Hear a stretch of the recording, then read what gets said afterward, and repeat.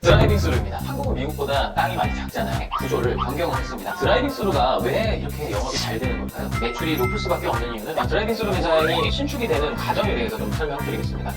토지가 먼저 있어야 되는데요. 그러니까 즉 건물 신축 비용은 직접 부담을 해야 되는 점이죠. 항상 좋은 점만 있는 것은 아닙니다.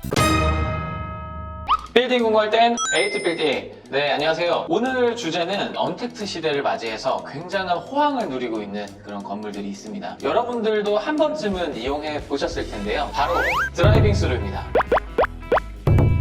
네, 여러분들이 이제 흔히 맥도날드 DT점, 스타벅스 DT점, 버거킹 DT점 이런 것들로 들어보셨을 텐데요. 그게 바로 드라이빙 스루의 줄임말입니다.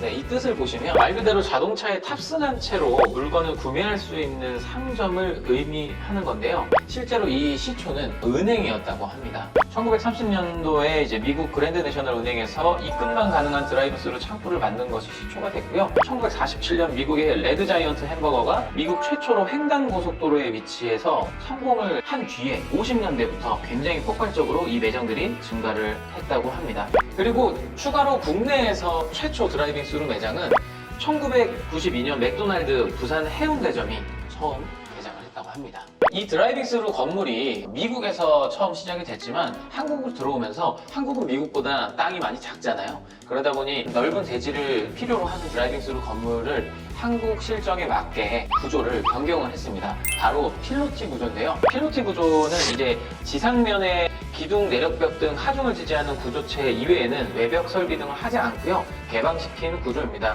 그래서 쉽게 얘기해가지고 기둥으로 건물 일부분을 떠받치게 만드는 빈 공간인데요. 여러분들이 흔히 접하시는 것들이 다세대 다가구 빌라 같은 곳에 1층 주차장을 확보하기 위해서 이렇게 필로티 구조로 되어 있는 경우들이 많습니다. 드라이빙 스루도 차량의 이동 경로를 확보하기 위해서 필로티 구조로 설계를 하고 있습니다. 네, 이 드라이빙 스루가 왜 이렇게 영업이 잘 되는 걸까요? 이 언택트 시대를 맞이해서 드라이빙 스루 건물들이 정말 이제 성황 중에 있는데요. 물론 이제 코로나와 이 언택트 이 두 가지가 맞물리다 보니까 더 활성화가 되고 있는 것도 사실입니다. 하지만 이제 일반적인 식음료 매장들에 접근하기보다는 내가 어딘가 차량으로 이동 중에 이동 경로에 있는 드라이빙 스루를 통해서 편리하게 그런 식음료들을 소비할 수 있고요. 반대로 내가 차량으로 이동 중에 그런 매장을 찾아가서 직접 주차를 하고 그 매장까지 또 직접 도보로 이동을 해서 구입을 하는 이런 번거로운 절차가 간소화되다 보니까 많은 분들이 더욱 찾으시는 것 같습니다. 이 세 가지 요소들이 접목돼서 굉장히 경기가 어려운 시기임에도 불구하고 항상 드라이빙 스루 매장들은 많은 사람들이 이용을 하는 것으로 알려져 있습니다. 드라이빙 스루 매장들이 매출이 높을 수밖에 없는 이유는 가장 큰 이유가 바로 빠른 회전율인데요. 일반 식음료 매장들에서 많은 소비자들이 머무르는 시간이 긴 것과는 달리 차량을 통해서 원하는 제품만을 소비하고 이동하기 때문에 당연히 매출이 높을 수밖에 없는 구조입니다. 네, 이렇게 드라이빙 스루에 여러분들이 흔히 아시는 스타벅스나 버거킹, 맥도날드와 같은 점포들 말고요. 또 새로운 브랜드들이 사업에 박차를 가하고 있는데요. 바로 폴바셋하고 달콤 커피에서도 드라이빙 스루 매장을 점차 확대해 나가고 있다고 합니다. 그리고 이 드라이빙 스루는 실생활에서도 이제 많이 익숙해졌는데요. 코로나 검사도 드라이빙 스루로 이용이 가능하고요. 그리고 또 최근에는 현충원 참배를 드라이빙 스루로 하기도 해서 이슈가 되기도 했습니다. 네, 이번에는 드라이빙 스루 매장이 가장 많은 스타벅스를 기준으로 해서요. 어떤 형태로 이 스타벅스가 드라이빙 스루 매장을 확장해 나가고 있는지 그 구조적인 것들에 대해서 한번 설명을 드리도록 하겠습니다. 스타벅스가 현재 전국에 280여 개 매장을 운영 중이고요. 이거는 드라이빙 스루 매장 기준입니다. 드라이빙 스루 매장이 신축이 되는 과정에 대해서 좀 설명드리겠습니다. 우선 이 부동산 토지가 먼저 있어야 되는데요. 이 부지가 확보가 되면 이 토지 소유주와 미팅을 통해서 이제 스타벅스에 입점 제의를 하게 되고요. 그런 입점 제의를 하면서 스타벅스는 대부분 수수료 매장으로 운영이 되기 때문에 보통 월 매출의 12%에서 16% 정도 수준의 수수료 매장 계약을 체결하는 걸로 알려져 있습니다. 그리고 추후에 이제 입점 결정이 확정되면 그 다음에 스타벅스 홍콩에 있는 디자인팀에 설계를 의뢰해서 세부 인테리어부터 인허가까지 절차를 밟게 되는데요. 그렇게 되면 시공업체까지 직접 선정을 한다고 합니다. 그 후에는 스타벅스 측에서 이제 조경과 내부 인테리어를 하고 오픈하게 되는 과정을 거치는데요. 이렇게 일반적인 상업용 건물에 스타벅스가 입점하는 것보다 보통 이렇게 드라이빙 스루 매장들이 수수료율이 높고 훨씬 더 장기 계약을 체결하는 이유는 바로 이 토지주가 이 스타벅스와 계약된 내용대로 건물을 신축을 해줘야 합니다. 그러니까 즉 건물 신축 비용은 스타벅스에서 지불하는 게 아니고 이 토지주가 직접 부담을 해야 된다는 점이죠. 그리고 스타벅스 같은 경우는 대부분 이 드라이빙 스루의 매장을 물색을 할 때 이 토지의 면적을 일정한 기준을 갖추고 진행을 하고 있습니다. 대부분 이제 매장에 있는 건물들을 보면 대지는 250평에서 350평 요 사이로 부지를 확보를 많이 하고요. 그 위에 드라이빙 스루 매장을 신축을 하게 됩니다. 드라이빙 스루 매장도 대부분 100평에서 120평 요 사이 범위로 설계를 하고 신축을 해서 운영을 하고 있고요. 보통 그거보다 조금 더 크게 설계를 하는 경우는 전부 다 매장으로 쓰지 않고 일부는 또 다른 업체에 임차를 줄 수 있도록 그렇게 하는 경우도 간혹 있습니다. 그리고 추가적으로 토지주가 건물을 신축을 해줘야 되기 때문에 최소 12년에서 15년 정도의 장기 계약을 맺는 것으로 알려져 있습니다.